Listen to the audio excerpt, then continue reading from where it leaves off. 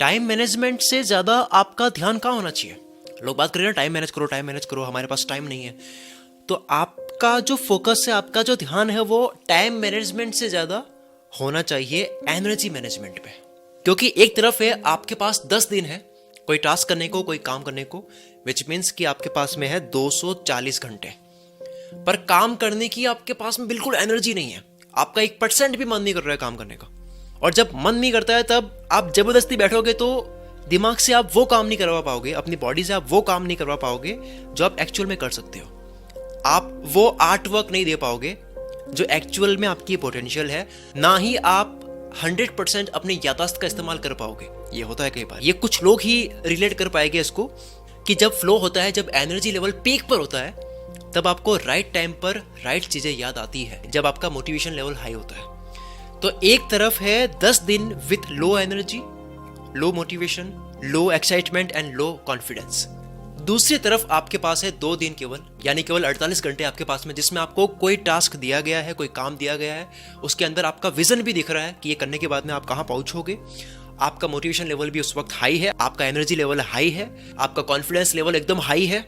आपकी मेमोरी में पड़ी हुई सारी इंफॉर्मेशन, आपको जो पता है वो सारा आप बहुत ही गजब तरीके से राइट टाइम पे इस्तेमाल कर रहे हो, और वो भी पूरे फोकस के साथ में। तो बताओ दोनों में से आप ज्यादा अच्छे से परफॉर्म कौन सी वाली कंडीशन में करोगे? ऑब्वियसली दूसरी वाली कंडीशन में करोगे, विच मीन्स टाइम मैनेजमेंट से ज्यादा फोकस आपका होना चाहिए फ्लो के ऊपर, मोटिवेशन के ऊपर, फोकस के ऊपर, जिसे लोग कहते हैं एनर्जी मैनेजमेंट, जिसके बारे में मैंने बहुत ही अच्छे से बता रखा है अपनी best selling book the psychology of laziness.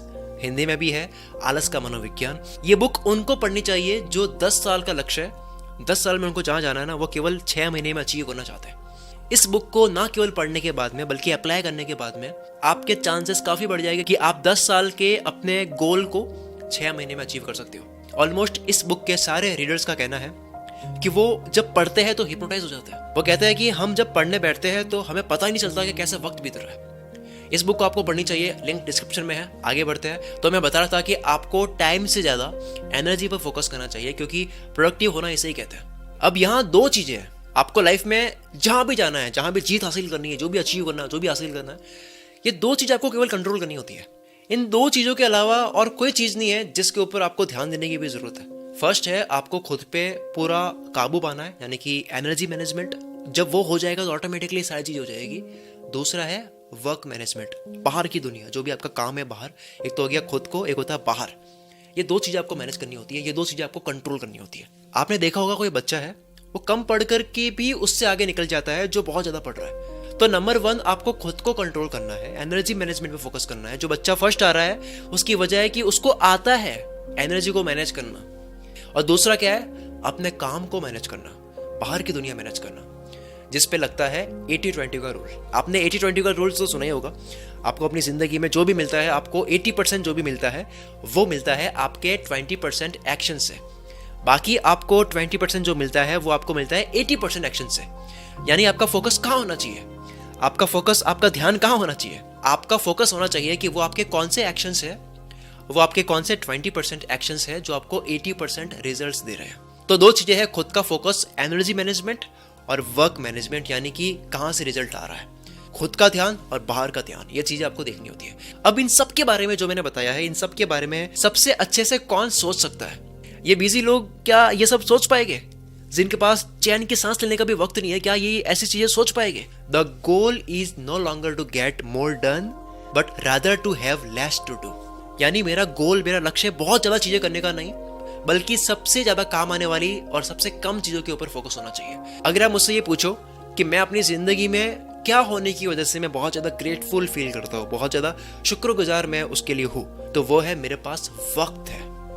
मेरे पास इन सब चीजों के बारे में सोचने का, एनालिटिक्स देखने का, फ्यूचर देखने का, फ्यूचर के बारे में बात करने का वक्त है। और सबसे बड़ी बात, पास्ट में जो भी हुआ उसको एनालाइज करने का, उसको ढंग से समझने का वक्त है। मेरे पास कुल्हाड़ी की धार तेज करने का वक्त है, क्योंकि तभी मैं 80% चीजों को छोड़ करके, जिससे मुझे केवल 20% ही रिजल्ट मिलता है, वो छोड़ करके मैं केवल 20% वही करता हूं जहां से मुझे 80% रिजल्ट मिलते हैं। और ये किससे होता है? ये होता है तब जब आपका ध्यान इन 2 चीजों पे होता है। फर्स्ट इज एनर्जी मैनेजमेंट, और दूसरा दुनिया में क्या चलता है, बाहर आपका काम कैसे, कौन सा वर्क कर रहा है, उसके ऊपर ध्यान रखना। यानी कि कम से कम काम करके ज्यादा से ज्यादा रिजल्ट जनरेट करना, इसी को स्मार्ट वर्क बोलते हैं। कुल मित्र की एक वीडियो का कॉन्सेप्ट सोचने में मुझे केवल 5 मिनट लगते हैं, स्क्रिप्ट लिखने में केवल मेरे को 15 मिनट लगते हैं, और रिकॉर्ड करने में 20 मिनट्स लग जाते हैं, और पूरे महीने में केवल 7 से 8 वीडियोस ही आती है, विच मीन्स मैं कुल मित्र चैनल पर केवल 4 से 5 घंटे ही देता हूँ पूरे महीने में। बाकी का काम मेरी टीम कर लेती है, अभी काफी काम मेरा टीम करती है, वो अलग है। लेकिन सारे पैसे किसके हैं? सारे पैसे हैं फोकस के, सारे पैसे हैं प्रोडक्टिविटी के।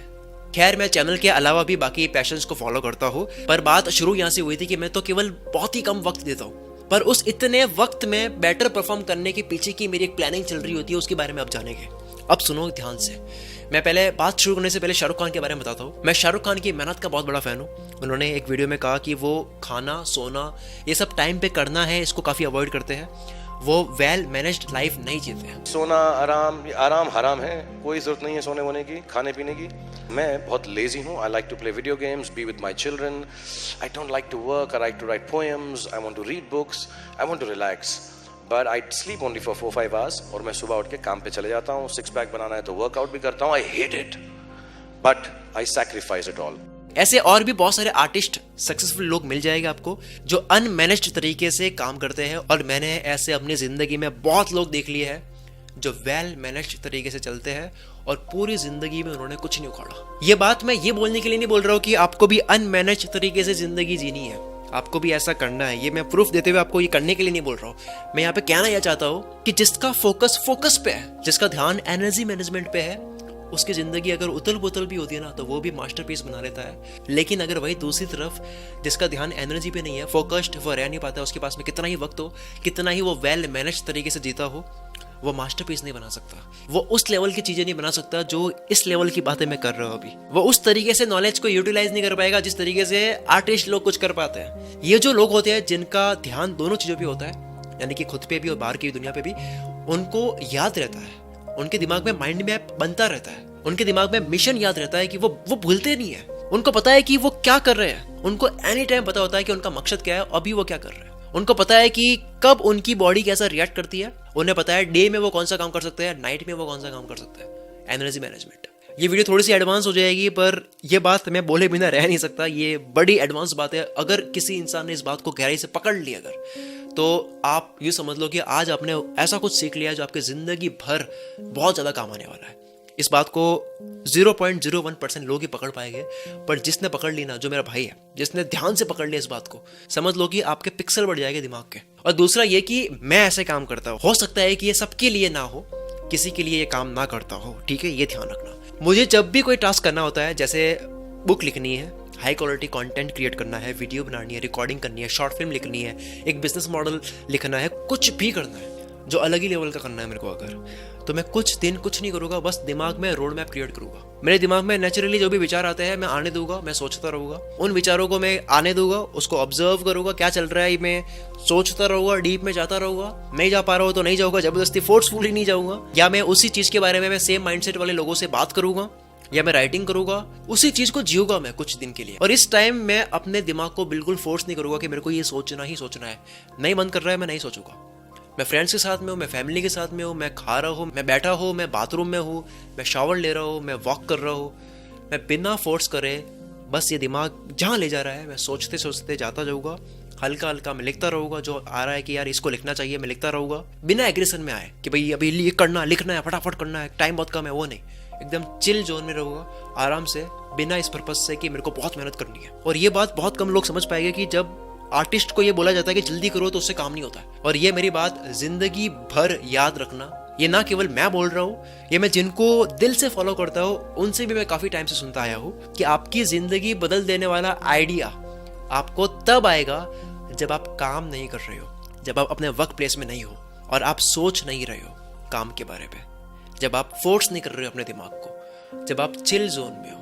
और 10 दिन 11 दिन, कई केसेस में 20 दिन के बाद में, कुछ टाइम बीत जाने के बाद में, जब मैं उसको पूरा जी रहा हूँ, ऑब्जर्व कर रहा हूँ, एक अलग ही जोन में चला जाता हूँ। और ना केवल मैं सोचता हूँ बल्कि उसी के बारे में रीडिंग भी करता हूँ, बुक रीडिंग करता हूँ, इंटरनेट की रिसर्च करता हूँ, वीडियोस देखता हूँ, आर्टिकल्स पढ़ता हूँ, सब कुछ एंजॉय के साथ में करता हूँ। बस ये 20 दिन मेरे को जीना है ये समझते हुए कि ये चीज है क्या, और बिना फोर्स करे। सबसे इंपॉर्टेंट उसके बाद में एक दिन, अब ये सुनना, उसके बाद में एक दिन अपने आप एक ऐसा फ्लो बन जाएगा और वो दिन काफी है मास्टरपीस बनाने के लिए। वो दिन काफी है, बस वो एक दिन, वो बस एक दिन। बाकी के सारे दिन मेरे दिमाग में आइडियाज इकट्ठे होते गए, मेरे दिमाग का डेटा मैनेज होता गया, मेरी बॉडी की एनर्जी इकट्ठी होती गई कि एक दिन मुझे ये एक्शन लेना है।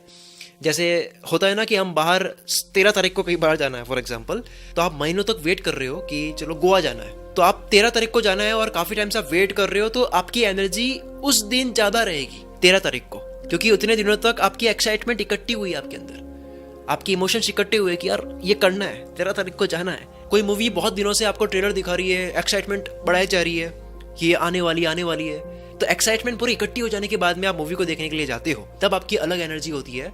और एक है कि आपको 1 घंटे पहले बोला गया है अब आपको जाना है, तब आपकी एनर्जी अलग होगी, काम करने की, देखने की, सुनने की, ऑब्जर्व करने की, कुछ भी करने की। और इसी चीज का फायदा उठाते भी है मूवी के ट्रेलर दिखा करके, मार्केटिंग जो होती है।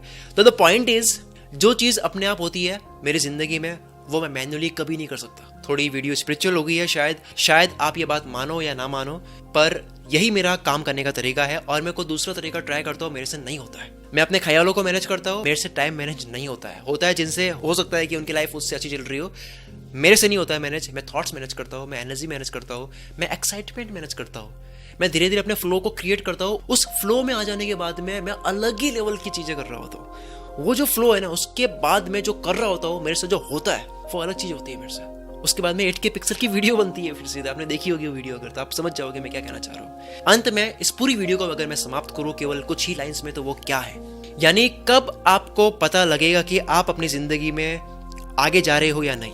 कब आपको लगेगा कि आप 20% वो चीजें कर रहे हो जहां से आपको 80% रिजल्ट्स मिल रहे हैं। कब आपको लगेगा कि आप राइट ट्रैक पे हो।